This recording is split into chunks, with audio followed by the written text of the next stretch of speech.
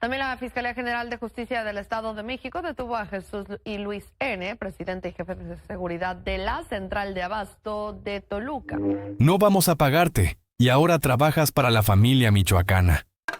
La amenaza quedó marcada aquel 4 de febrero de 2025. 176 días después, la Fiscalía mexiquense volvió al mismo pasillo, no para cobrar honorarios, sino para esposar a quienes convirtieron el corazón comercial de Toluca en caja chica de un cártel.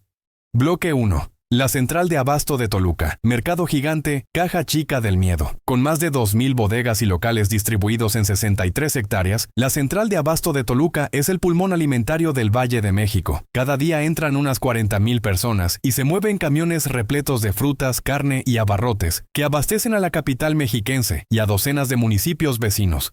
Ese flujo de mercancía y de efectivo convirtió al recinto en un imán para las extorsiones desde 2023. Locatarios denuncian cuotas que pueden alcanzar 10,000 pesos mensuales por puesto, mientras inspectores apócrifos amenazan con cerrar cortinas o cobrar en plomo si alguien se rehúsa a pagar. El método revelado en reportajes recientes sigue el patrón que la familia michoacana ha exportado por todo el sur del Estado de México. Ahorca mercados, fija sobreprecios de hasta 144% y cuando es necesario se presenta con el nombre del cártel como escudo de terror. Hasta ahora, el fenómeno parecía venir de fuera, de células armadas que visitaban la nave comercial. La sorpresa llegó cuando la Fiscalía mexiquense descubrió que 2 de sus máximos directivos, Jesús N. y Luis Alberto N., estaban usando la propia oficina del Consejo de Administración para amedrentar, cobrar honorarios gratis a su abogado y, según la indagatoria, presumir su supuesto respaldo de la familia michoacana.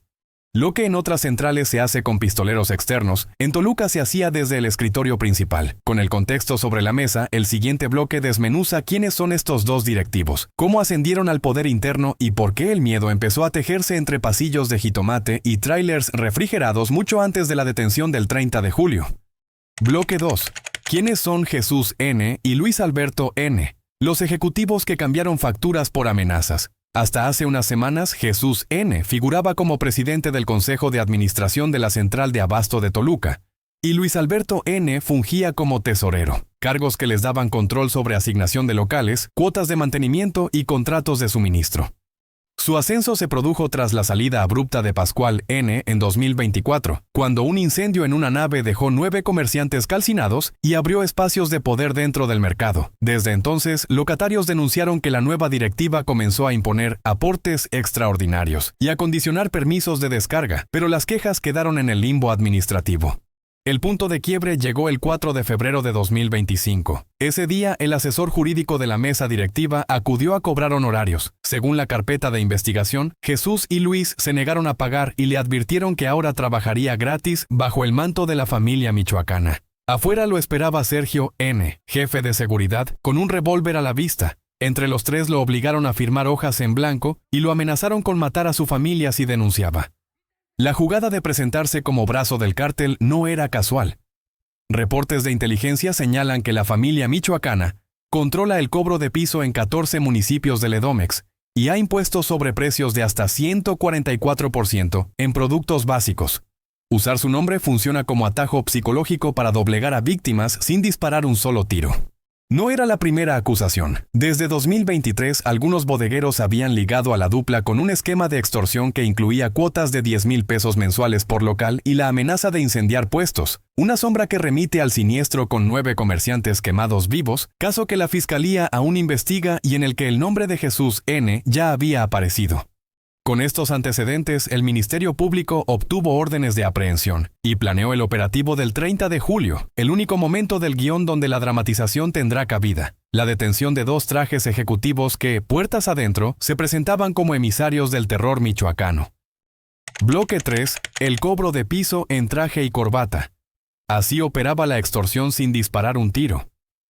El mecanismo arrancaba en la misma oficina donde se firman los contratos de bodega.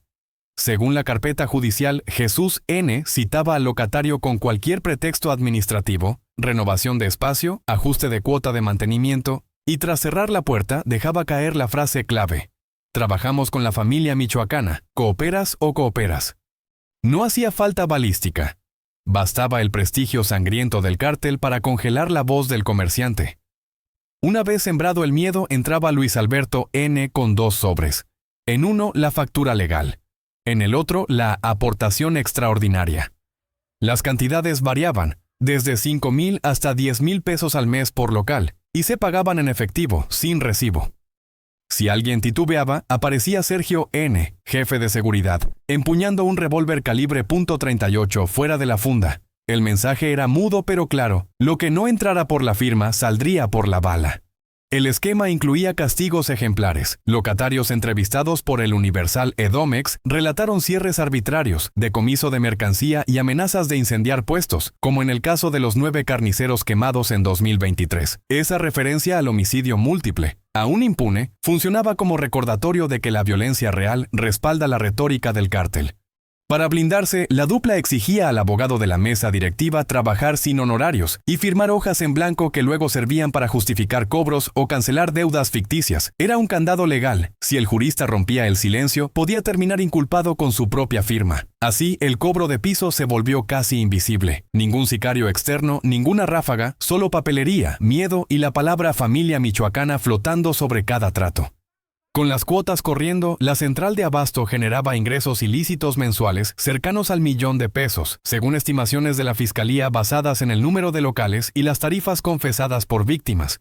Ese flujo explicaría cómo 2 directivos podían sostener vehículos blindados y personal armado sin levantar sospechas hasta que, el 30 de julio, la FGKM decidió abrir la puerta con una orden de aprehensión en la mano y una grabadora encendida para registrar la caída de los ejecutivos del terror. Bloque 4. Oficinas clausuradas. La caída de los ejecutivos del terror. Miércoles, 30 de julio, 4 de la tarde. El estacionamiento lateral de la central de abasto hierve con el vaivén de Tortón y montacargas cuando 3 camionetas blancas, sin logotipos, se deslizan hasta la zona de oficinas. De las puertas descienden agentes de la Policía de Investigación de la FGKM. Chalecos discretos, carpetas en mano. Al frente, un comandante sostiene 2 hojas rosadas, órdenes de aprehensión firmadas esa misma mañana. Dentro, Jesús N. revisa facturas. Luis Alberto N. firma un cheque. El jefe de seguridad, Sergio N., está en el pasillo, mano sobre la funda. La escena dura segundos. Un «Fiscalía, alto», retumba. Sergio intenta sacar el revólver, pero la pistola queda en el aire, apuntada ahora contra el piso. Cuando los agentes irrumpen, los 2 directivos quedan clavados en sus sillas. ¿También van a trabajar gratis para nosotros?, ironiza el comandante mientras coloca las esposas. En la mesa quedan los últimos rastros del imperio de papel. Sobres con aportación extraordinaria. Hojas en blanco firmadas por el abogado extorsionado. Una lista impresa de bodegas con cuotas vencidas. En cuestión de minutos, los 3 detenidos son escoltados fuera. Los locatarios cuelgan la mirada entre incredulidad y alivio mientras las camionetas parten rumbo al penal de Santiaguito, Almoloya de Juárez. El boletín de la Fiscalía lo resumirá en una línea. Capturados presidente y tesorero de la central de abasto de Toluca por extorsión agravada. Con posible vínculo a la familia michoacana. Pero para quienes vieron pasar las camionetas, la imagen dice más. Los trajes ejecutivos ahora lucen pulseras de acero, y la palabra «cuota» empieza a perder su eco de amenaza en los pasillos del mercado. Bloque 5. Delitos sobre la mesa. Extorsión agravada y la puerta a delincuencia organizada. Con los 3 involucrados tras las rejas, la Fiscalía General de Justicia del Estado de México formalizó una carpeta con 2 ejes principales. El primero es extorsión agravada. Las amenazas incluyeron referencia directa a la familia michoacana y uso de arma de fuego, elementos que elevan la pena de 5 a 15 años y permiten decretar prisión preventiva automática. El segundo eje es la coacción para prestar un servicio profesional sin pago, figura prevista en el Código Penal mexiquense que suma hasta 5 años adicionales cuando se prueba intimidación. Pero la carpeta podría crecer. La FGR solicitó los expedientes para valorar si integra delincuencia organizada, al considerar que los directivos usaron la marca de un cártel para obtener provecho económico sostenido. Si la ley federal se aplica, el caso migraría a fuero federal y las penas escalarían a un rango de 20 a 40 años. La Fiscalía también revisa si los detenidos triangularon cuotas a través de factureras ligadas a la central. De confirmarse, entrarían cargos de lavado de dinero. El expediente anexó como prueba clave las hojas en blanco firmadas por el abogado y el revólver calibre 38, asegurado a Sergio N., jefe de seguridad, ya vinculado a proceso desde el 1 de julio por los mismos hechos. Los peritos compararán las firmas con contratos de bodegas incautados en el allanamiento para determinar si los directivos falsificaron adeudos o endosaron pagarés a locatarios renuentes. Paralelamente, la Unidad de Inteligencia Financiera del Estado rastrea movimientos inusuales en las cuentas corporativas de la central. Transferencias fraccionadas a empresas de limpieza y consultorías creadas en 2024, el mismo periodo en que Jesús y Luis asumieron el consejo. Los locatarios, por su parte, comenzaron a organizarse para presentar denuncias colectivas de cuotas indebidas, un frente civil que la Fiscalía espera para robustecer la acusación. En síntesis, el proceso podría evolucionar de una extorsión puntual a un caso emblemático de crimen económico disfrazado de administración comercial. El rumbo depende ahora de 3 variables: la solidez de las pruebas contables, la corroboración del vínculo con la familia michoacana y la decisión de la FGR de atraer la carpeta. El próximo bloque examina el panorama estatal. Cómo la extorsión a mercados se ha convertido en la principal fuente de ingresos de células michoacanas y qué reformas están sobre la mesa para perseguir el delito de oficio. Bloque 6. Extorsión en el Edomex, la renta que financia a la familia michoacana. Las cuotas impuestas en la central de abasto no son un caso aislado, forman parte de una ola que la Fiscalía mexiquense llama economía del miedo. Desde 2023, las denuncias por extorsión en mercados, rastros y centrales de abasto crecieron 126%. 7 de cada 10 señalan a emisarios de la familia michoacana. El cártel ha diversificado su portafolio. Ya no depende solo de plantíos de amapola, sino del control de la canasta básica. A través de directivos cooptados o células infiltradas, cobra ingresos por cada kilo de jitomate, tabique de varilla o camión de pollo que entra a los recintos mayoristas. En julio, la misma lógica quedó al descubierto en la Operación Liberación del Sur del Estado. Allí se desarticularon células que obligaban a comerciantes a comprar madera y carne con un sobreprecio del 144%. El golpe reveló un modus operandi idéntico. Directivos o líderes sindicales usurpaban la voz del cártel, imponían proveedores únicos y castigaban con incendios o bloqueos a quienes no pagaban. Ante la escalada, el Congreso local discute una reforma que permitiría perseguir la extorsión de oficio. Bastaría un reporte de inteligencia o una noticia criminal para que la Fiscalía actúe sin necesidad de denuncia expresa, rompiendo el círculo de silencio que hoy protege a los extorsionadores. Además, la Secretaría de Seguridad mexiquense anunció la instalación de módulos de denuncia anónima dentro de las centrales de abasto más grandes, Toluca incluida, para que los locatarios reporten cuotas sin exponerse públicamente. Analistas de El País advierten que golpear el bolsillo del cártel es tan crucial como decomisar armas. En 2024, la UIF bloqueó 34 cuentas ligadas a la familia michoacana, la mayoría provenientes de mercados y construcción. Si los directivos de Toluca son condenados y sus cuentas embargadas, se enviaría una señal clara: administrar un recinto público no es licencia para cobrar piso oficial. El camino legal, sin embargo, es largo y se perfila en el bloque siguiente, donde evaluaremos los posibles desenlaces para la central y para la economía informal que la rodea. Bloque 7. 3 desenlaces posibles para la central de abasto de Toluca. Escenario A. Condena y saneamiento. Si la Fiscalía logra acreditar extorsión agravada y la FGR suma delincuencia organizada, los 3 acusados podrían recibir penas cercanas a 25, 40 años. Con una sentencia firme y el embargo de sus cuentas, el Consejo de Administración quedaría obligado a convocar elecciones y transparentar cuotas.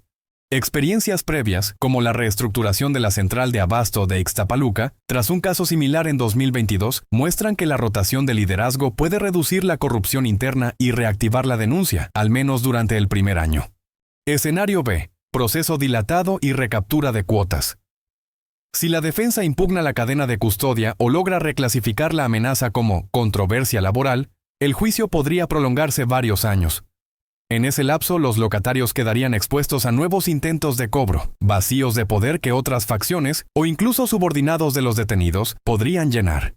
El precedente del rastro de Sinacantepec, donde se reanudaron las extorsiones 6 meses después de un operativo, ilustra el riesgo de reincidencia cuando el proceso penal naufraga.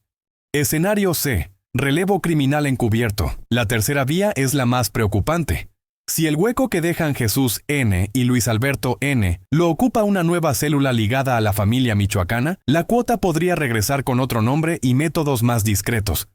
Analistas de la UIF explican que, tras los golpes de la Operación Liberación, el cártel ha migrado al uso de factureras y cooperativas fantasma para disfrazar las aportaciones. El cobro se sigue efectuando, pero aparece en libros contables como gasto de seguridad o mantenimiento especial. Sin nuevos candados contables y patrullaje fiscal, la central correría el riesgo de repetir el ciclo.